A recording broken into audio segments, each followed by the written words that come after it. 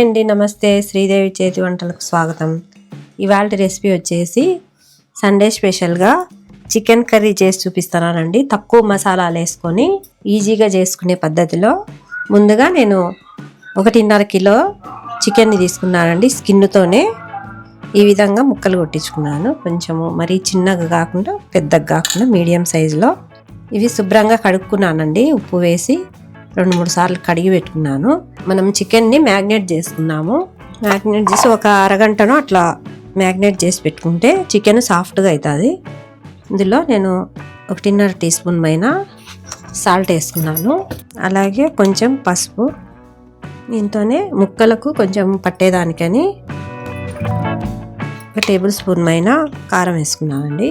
ఇప్పుడు ఈ చికెన్ని బాగా ముక్కలకు బాగా పట్టేంత వరకు బాగా కలుపుకున్నాము. ఇందులో ఏం అల్లం వెల్లుల్లి పేస్ట్ కానీ పెరుగు కానీ ఏం వేసుకోవద్దండి. ఇప్పుడే ఓన్లీ ఊరికే ఉప్పు పసుపు కారం వేసుకొని కలిపి పెట్టుకుందాము. మనం ఇందులో కొబ్బరి కానీ గసగసాలు కానీ జీడిపప్పులు కానీ ఎటువంటి క్రీములు వేయడం లేదండి. పొళ్ళు మసాలా పేస్టులు ఏం వేయకోకుండా ఓన్లీ ఒక పొడి మాత్రమే వేసుకొని చేసుకునేది ఇది చికెన్ కర్రీ. ఇప్పుడు శుభ్రంగా ఇట్లా కలిపి పెట్టుకొని మూత పెట్టేసుకొని మనము ఒక అరగంట మ్యాగ్నేట్ చేసి పెట్టుకుందాము. ఈ చికెన్లోకి మసాలా పొడిని ఇప్పుడు చేసుకుందాము. ఇది పక్కన పెట్టేసుకొని పొడి చేసుకోవడానికి నేను ముందుగా ఒక స్టవ్ మీద ఒక ప్యాన్ని పెట్టుకున్నానండి. వెడల్పుగా ఉండేది. నేను 2-3 టేబుల్ స్పూన్లమైన ధనియాలు తీసుకున్నానండి. అలాగే 1.5 టీ స్పూన్ పైన మిరియాలు, 1 టీ స్పూన్ పైన జీలకర్ర, అలాగే కొంచెం సగం టీ స్పూన్ పైన షాయి జీరా, ఒక 5-6 లవంగాలు, కొంచెము దాల్చిన చెక్క, ఒక 5 యాలకులు తీసుకున్నానండి. ఇప్పుడు వీటిని మనము ఫ్రై చేసుకుందాము. పెనంలో వేసి మంటను మీడియంలో పెట్టుకోండి, మాడిపోకుండా. ఇవన్నీ వేసుకుందాము. ఫస్ట్ ధనియాలు వేసేసుకొని కొంచెము ఇవన్నీ వేయించుకుందాము. ఇవి మాడిపోకుండా దోరగా వేయించుకోవాలి. ఫస్ట్ కొంచెం ధనియాలను వేయించుకొని తర్వాత వేసుకున్నాం. ఇప్పుడు ఇందులో మనము జీలకర్ర మిరియాలు కూడా వేసుకున్నాము. అలాగే షాయి జీరా ఇవి కూడా కొంచెం వేయించుకుందాము. మంచి సువాసన వచ్చేంత వరకు, చిటపట అంటున్నాయి చూడండి, అలా వచ్చేంత వరకు సిమ్లో పెట్టుకొని వేయించుకోండి. ఇది మనకి వేడెక్కింది కాబట్టి ప్యాను సిమ్లో పెట్టుకొని వేయించుకుంటే మసాలాలు మాడిపోకుండా బాగా వస్తాయి. ఇప్పుడు వేగినాయి. స్టవ్ ఆపేసుకున్నాను. ఇవి ఒక ప్లేట్లోకి తీసుకుందాము. స్టవ్ ఆపుకొని కూడా మనము ఇది మసాలాలు మాడిపోకుండా ఈ వేడికి కొద్దిసేపు అట్లా వేయించుకుందాము. ఇది ఒక ప్లేట్లోకి తీసుకుంటున్నాను. ఇవి పక్కన పెట్టేసుకుంటాను. కొంచెం చల్లారినాక మిక్సీకి వేసుకుందాము పౌడర్ లాగా.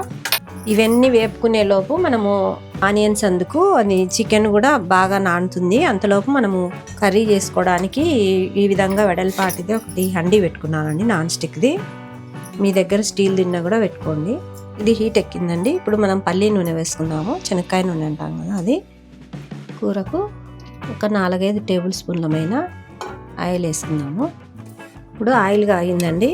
ఇందులో నేను 5-6 లవంగాలు, ఒక 4 యాలకులు సిమ్లో పెట్టుకున్నానండి. ఆయిల్ కాగింది. 3-4 యాలకులు, కొంచెం 1 ఇంచు మైన దాల్చిన చెక్క, మరాఠీ మొగ్గ 3, రాతి పువ్వు, ఒక 4-5 బిర్యానీ ఆకులు. కొంచెం ఈ మసాలా అలా కొంచెం లైట్గా వేగేంత వరకు వేపుకోవాలి. ఆనియన్స్ తీసుకున్నానండి. ఒక 1/2 కిలో వరకు ఉంటాయి. ఒక 5-6 ఆనియన్స్ తీసుకొని ఈ విధంగా సన్నగా కట్ చేసుకున్నాను. ఇవి వేసేసుకున్నాను. ఇప్పుడు మంటను కొంచెం హైలో పెట్టుకోండి ఆనియన్స్ వేసేటప్పుడు. ఆనియన్స్ వేసినప్పుడు సిమ్లో పెట్టినామంటే ఆనియన్స్ నీళ్ళంతా ఉడతాయి ఎక్కువ. కొంచెం వేగేంత వరకు హైలోనే పెట్టుకోవాలి. మనం చికెన్లో వేసుకున్నాం కదా కొంచెం సాల్ట్. ఇప్పుడు ఇందులో కూడా కల్లుప్పు వేసుకుంటున్నాను కూరకు సరిపోయేమైనా. ఈ ఆనియన్స్ను బాగా గోల్డెన్ కలర్లోకి వచ్చేంత వరకు, బాగా ఎర్రగా వేగేంత వరకు వేపుకోవాలి. ఇప్పుడు కొంచెము ట్రాన్స్పరెంట్ లేకొచ్చినాయి. ఇప్పుడు కొంచెం పచ్చికరివేపాకు వేసుకుంటున్నా. ఈ విధంగా కొంచెం గోల్డెన్ కలర్లోకి రావాలి ఆనియన్స్. ఈ విధంగా వేయగానే ఇందులో అల్లం తెల్లవాయల పేస్ట్ వేసుకున్నాము. ఒక 2 టీ స్పూన్లమైన అల్లం తెల్లవాయల పేస్ట్ వేసుకున్నాను. ఈ అల్లం తెల్లవాయల పేస్ట్ కూడా పచ్చివాసన పోయేంత వరకు కొంచెం ఇప్పుడు మంటను తగ్గించి వేయించుకోండి. ఈ అల్లం తెల్లవాయల పేస్ట్ కూడా కాస్త పచ్చివాసన పోగానే మనం ముందుగా మ్యారినేట్ చేసి పెట్టుకున్నాం కదా ఈ చికెన్ వేసేసుకున్నాము. చికెన్ వేసుకొని బాగా కలుపుకోవాలి. ఇప్పుడు కొంచెం కలుపుకొని మూత పెట్టేసుకొని చికెన్లో మళ్ళీ వాటర్ అంతా ఊరుతుంది కదా, కొద్దిసేపు మగ్గనిచ్చుకొని మళ్ళీ తీసి చూద్దాము. చికెన్లో నుంచి వాటర్ అంతా పోయేంత వరకు మీడియం ఫ్లేమ్లో పెట్టుకొని బాగా చికెన్ను వేయించుకుంటూ ఉండాలి మూత తీసి. అంతలోపు మనం ఈ మసాలా పొడిని, చికెన్లో మసాలా ఉంది కదా వేసుకొని వద్దాం మిక్సీకి. మూత తీసి మనము చికెన్లోని నీళ్ళన్నీ అయిపోయినాయేమో చూద్దాము.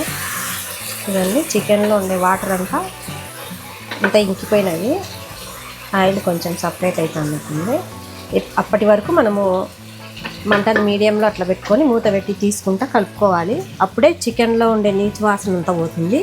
అంతా వేగినాక మాత్రమే వేసుకోవాలి. ఇప్పుడు టమోటాలు ఒక 4 టమోటాలను ఈ విధంగా మనం చిన్నగా కట్ చేసి పెట్టుకున్నాను. ఇవి వేసేసుకున్నాము.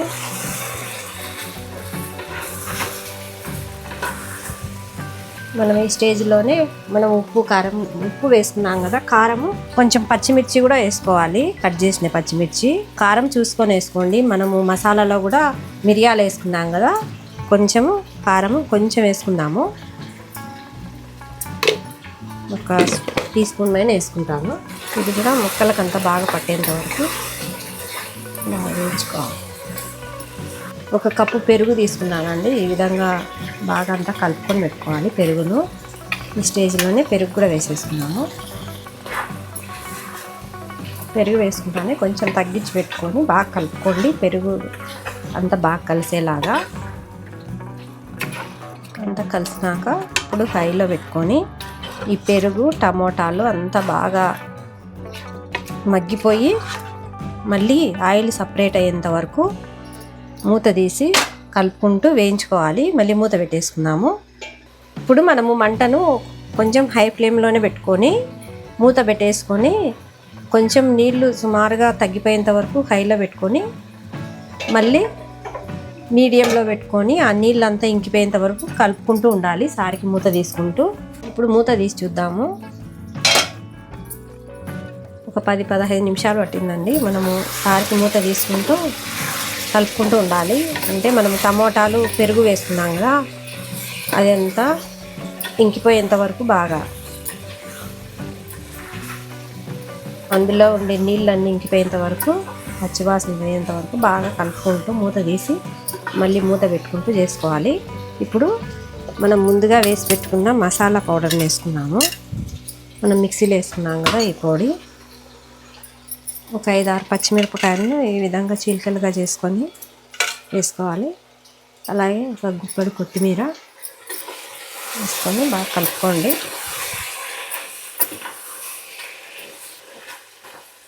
ఇప్పుడు కొంచెము మసాలాలంతా కొంచెం బాగా పట్టేంత వరకు ఒక 2 నిమిషాలు మూత పెట్టేసుకొని మగ్గనిచ్చుకుందాము. ఇప్పుడు మసాలాలంతా బాగా పట్టినాయి.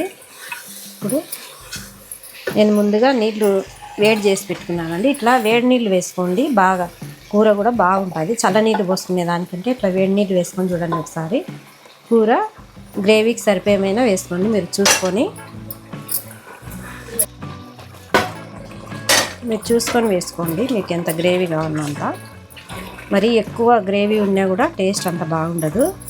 ఇప్పుడు మనము మంటను బాగా తగ్గించి పెట్టుకోవాలి. తగ్గించి పెట్టేసి మూత పెట్టి చికెన్ బాగా ఉడికి ఆయిల్ తేలేంత వరకు మనం ఉడికించుకుందాము. చూద్దాము. చూడండి, కూర రెడీ అయింది. ఈ గ్రేవీ ఉంటే సరిపోతుంది.